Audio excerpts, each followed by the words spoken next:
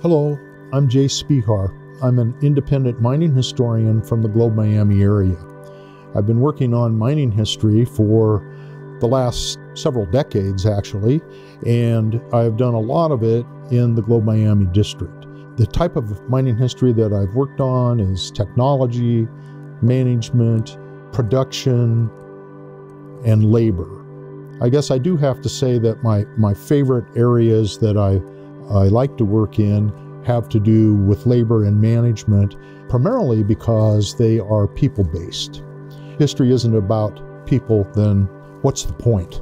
I've been in the Globe Miami area now for 33 years. I worked in the local copper mining industry all of that time. Retired here just a few years ago. After I retired, I was able to go back to my avocation, which is history, and I have been pursuing that since that time.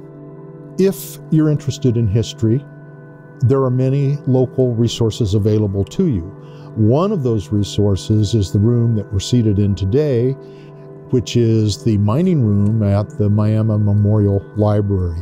As you can see, it is just chock full of historic mining books and documents of various kinds. If you're interested in mining history, I'd urge you to come here and visit this facility. It is a world-class collection. There are also resources available at museums, the Bullion Plaza Museum and Cultural Center, as well as the Globe Museum, where they have a very good mining collection also. So those are resources that are available to anyone with interest in local mining history, as well as national and even international mining history.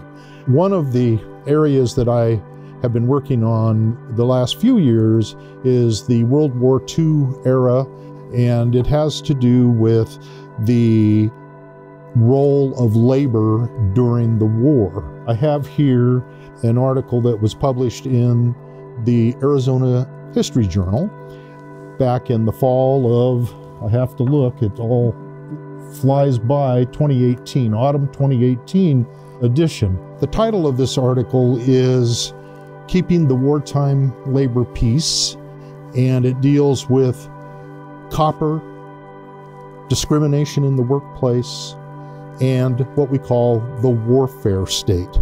Not the welfare state, the warfare state. And what that term means is the whole apparatus of government that was created just before and during the Second World War, and a big part of that was focused on labor. The story told in this article is really about the fight for minority inclusion in the economic hierarchy of the copper mining industry. There existed a dual wage system that went way back to 19th century, and as it evolved, as history evolved, the Globe Miami district became the epicenter of the struggle to eliminate workplace discrimination in the copper industry. Globe Miami has a long and rich labor history. And the first union was organized in Globe in 1884. A couple years later, there was a significant strike at the Old Dominion Company.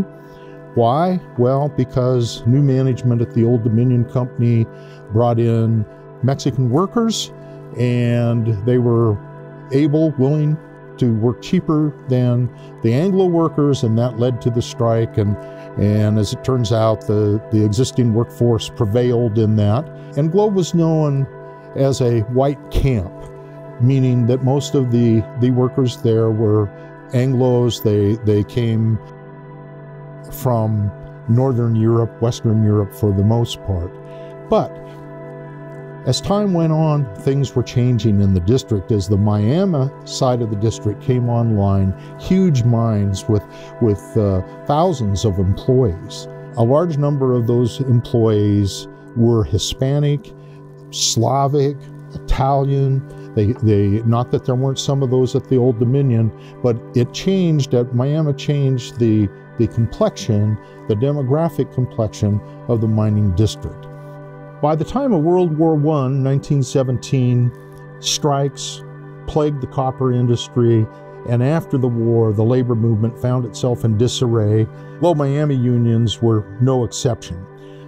The union movement basically was moribund from 1917, 1918, until the New Deal in the mid-30s. At that point, Franklin Delano Roosevelt, President Roosevelt, passed the National Labor Relations Act, and the National Labor Relations Board was implemented to enforce the act. That basically jump-started labor in the Globe Miami district, and union elections were held. New unions were then certified. These unions then went on in time through the Second World War and beyond. The main union at the time was what we call Mine Mill, or the International Union of Mine, Mill, and Smelter Workers. It became the advocate for workers who were suffering from workplace discrimination in wages and job access, which had many barriers that kept minority workers from moving into those job positions.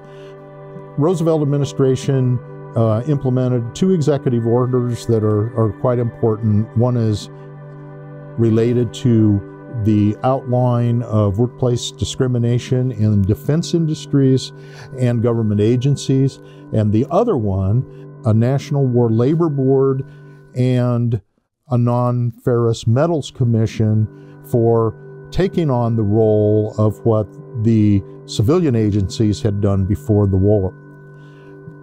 The first executive order also created what we call the FEPC, or the Fair Employment Practices Committee. That committee, investigative agency, it quickly opened an office in El Paso, Texas, and investigated employers in the southwestern United States. An important employer, of course, was the copper mining industry. The FEPC investigation found widespread discrimination based on race and segregation throughout communities, and the local Globe Miami copper companies were no exception. And it would also be important to point out that they were not the only entity that was accused of workplace discrimination. That was true right across the employment profile of the southwestern United States. Once Mine Mill was certified, they quickly filed charges with the Non-Ferrous Metals Commission, which was an overseeing agency for the copper mining industry, filed charges claiming that they were subject to racism, discrimination in the workplace, a dual wage system, barriers that prevented minority people from having access to their better positions in the workforce. The investigation that resulted from that found, as did the FEPC investigation, racial discrimination, widespread segregation throughout the community, wage system and job access barriers, and it concluded, basically based on data that it forced the industry to turn over to the government. Based on that data, it concluded that any daily wage below $6.36 was indeed connected to discrimination and even racial discrimination, because when they looked at the data, they found that 95% of the people occupying the lowest paid positions in the mining district were in fact Hispanic, Black, people of color, or minority people. The industry, of course, objected to that finding, and they had lots of arguments for why that wasn't a valid conclusion, and they appealed the finding as well as the implementation that the Non-Ferrous Metals Commission had recommended for new wage scales. They appealed that finding to the National War Labor Board. Interestingly, the War Labor Board refused to overturn Non-Ferrous Metal Commission's finding, let it stand, and did not make a finding of racism in the workplace. This, of course, was vindication from the company's point of view, and from the union's point of view, it was a somewhat bitter defeat. The 60-year battle of inclusion within the industry, however, was not over, and it would continue for another 20 years. The war was over, beware the peace. That was the message of the unions at the end of World War II. The next thing that was noteworthy in this case occurred when the Civil Rights Act was passed in 1964. Following the passage of the Civil Rights Act in 1966, the union filed several complaints with the Equal Employment Opportunity Commission, and they conducted investigations of the companies and their employment practices. And finally, in 1970, Attorney General John Mitchell of Nixon administration fame directed the Department of Justice to file a lawsuit against one of the local companies, Inspiration Consolidated Copper Company, as a test case that would affect the entire industry. So it isn't as though Inspiration was singled out as the sole bad guy. Again, they're a test case for the industry. In 1973, a court ruling was issued in the federal courthouse, downtown Globe, upstairs of the post office, in which they determined that there was indeed discrimination occurring. There were job barriers, artificial job barriers in place that affected especially Native American and Mexican workers. That, in 1973, really marked the beginning of the end of workplace discrimination, job access barriers in the copper mining industry, and it opened a new era for these companies to retool the way they handled their personnel, their hiring practices, job descriptions, and wage scales, and indeed made a much better industry for its workers and the communities that it operated in as time went on. Thank you.